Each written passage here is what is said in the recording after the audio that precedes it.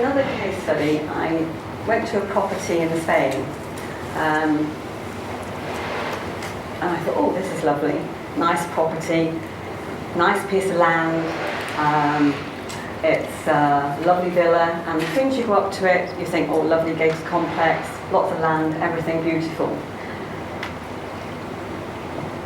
But when you come and see this outside the front door, which is here, this front entrance here, I can see that there's water damage.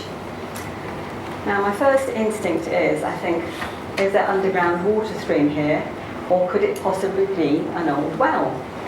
Because it could be an old property. Because in Spain they have many underground water streams and lots of irrigation and lots of different types of wells. So on further investigation, I went to the back of the villa, and I could see there as well that there's signs of water damage, moss all around. To the side of the villa, there's more signs of water, moss, and green algae on the tiles. So again, lots and lots of signs are giving me alarm bells that maybe there's water all throughout the land here, and not just in one place. Now, when I tuned into the energy of the place before going there, I was map dowsing the property. Now, as you can see,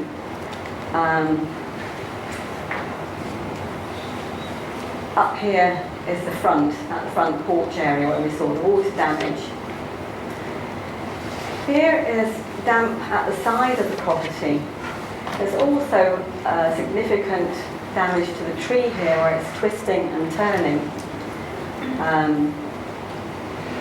There's also a casita at the back of the property, past the swimming pool.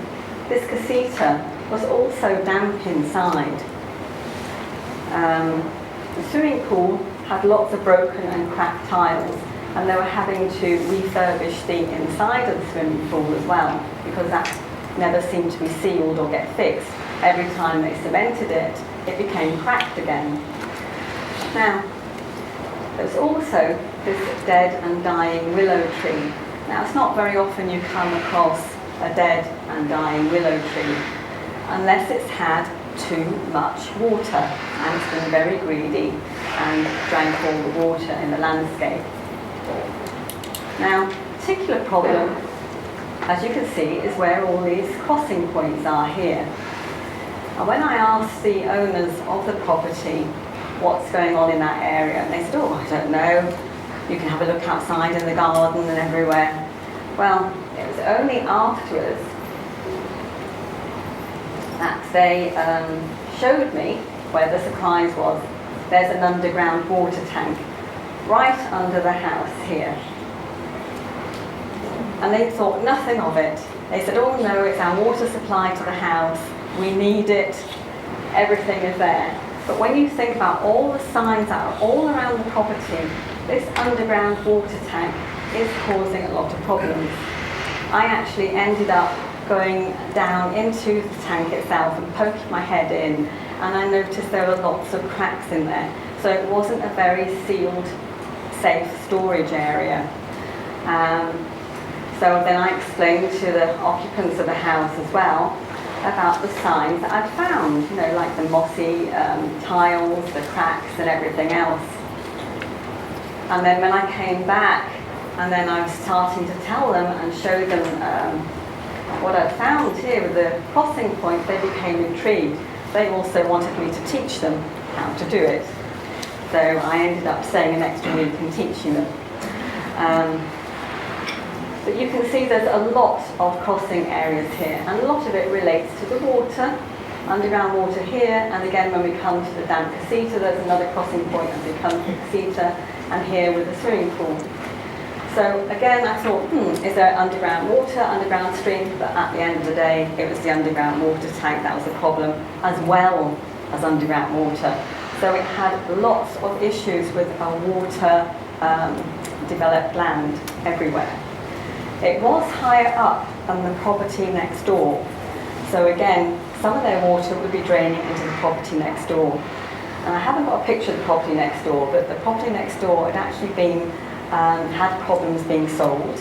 It took 2 years to sell, and it was mainly in a shambles. The property next door had been thoroughly disrupted. There was overgrown plants, bushes were all tangled up, the concrete path was all cracked, and lots of weeds growing everywhere. So you could tell that the energy was not good in this area at all, and that this underground water tank, as well as the underground water within the land itself, had caused a lot of problems. Now, there's also a story here as well, because the lady in the house, she wanted to have a child. And when I came to look at, again, the west, the creativity area where the children are, that seemed fine. But again, when I came here and looked at the casita, when I went out to the west of the casita, I found these barren areas of trees. Very dry, very barren. Also, the front of the casita looks reasonably nice. But when you go to the back, where this barren part is, you can tell there's something else going on. But also when I walked around the back, the west part of the casita was missing completely. So there's no achievement, no romance and no creativity, so no reproduction of children.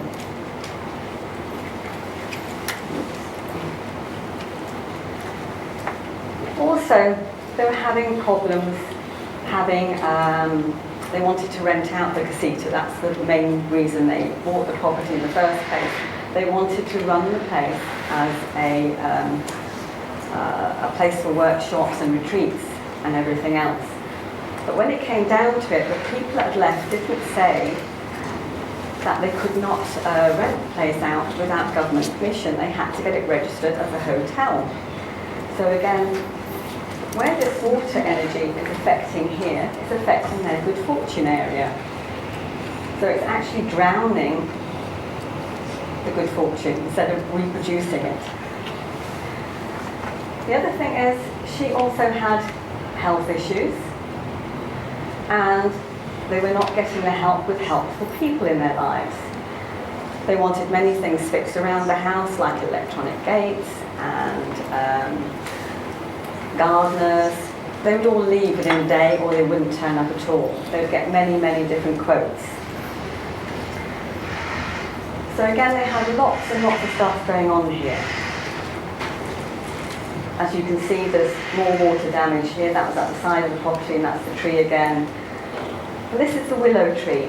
You can see how it's got a tendency to lean to one side, so that's a sign of geopathic stress.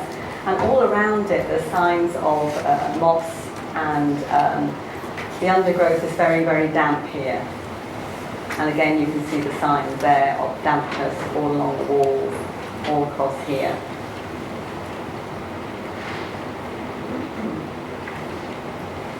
Now, the remedy, when I tuned into the spirit of the place and the energy of the place, one of the remedies was draining the water tank from under the house and moving it away from the home. Now, at the back of the house, behind the swimming pool area, there is an orange grove. And the orange grove was particularly barren.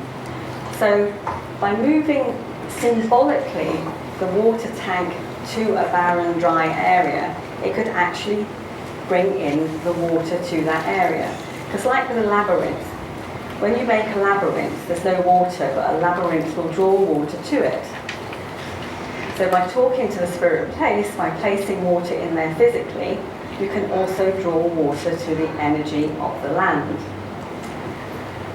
Now, we did a ceremony to connect to the spirit of the land with fire and water to harmonise the energy of the place. Now, with the ceremony, we started by banging the bounds of the land. So we drummed all round the outside of the land, made it known to the spirit of place that these were the new occupants. They wanted to work with the land, and they wanted to be part of it and part of that place. So we all did a ceremony. It was like the power of three. There's nothing like the power of three. And we started, they initiated the water ceremony, and where the barren part was at the here, at this area here, we placed the water here, bringing in the water energy and the water spirit to bring fertility. We also then, I came in and did 3 earth acupuncture points, connecting to see where the meridians of the land were. And the 3 meridian points came up in particularly, it was at the back of the house here, in the orange grove we started with. The next point was just around here where the underground water tank was. And then the third one was just around where the dying willow tree is. Now when you look at those areas where I had to place the earth acupuncture points and looked at the meridians, they made sense in that we were connecting to the energy of the West, the creativity. They're also connecting to the good fortune area and the health and family area.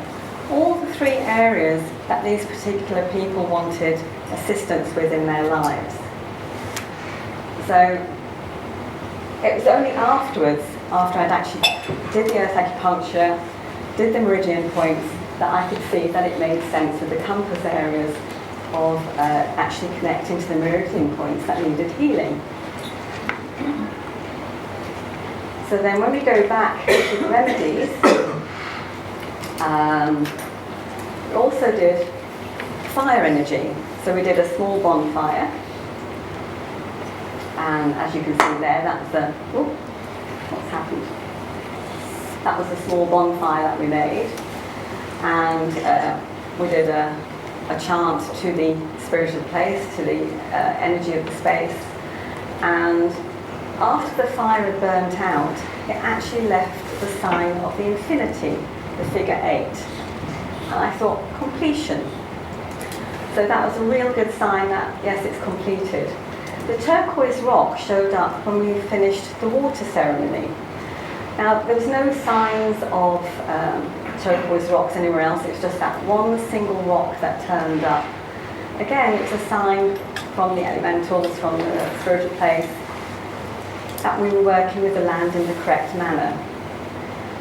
A rose was given to me outside the casita. Outside the casita, there was one single rose. Can't see it now. No, not on this one. There was one single rose that just showed. There it is. Found it. One single rose showed itself to me, and that's where I was staying. I was staying in the casita, and that rose had not been there all week. And then all of a sudden, at the end of the week, after the ceremony, the rose showed itself. And I'm thinking that's so beautiful that nature is actually working with me and saying, yes, you've done okay, Vicky. Because at the end of the day, you don't know whether you are doing okay working with the land. It's hard to know. Are you hearing the voices? Are you seeing the right signs? But it is about taking notice.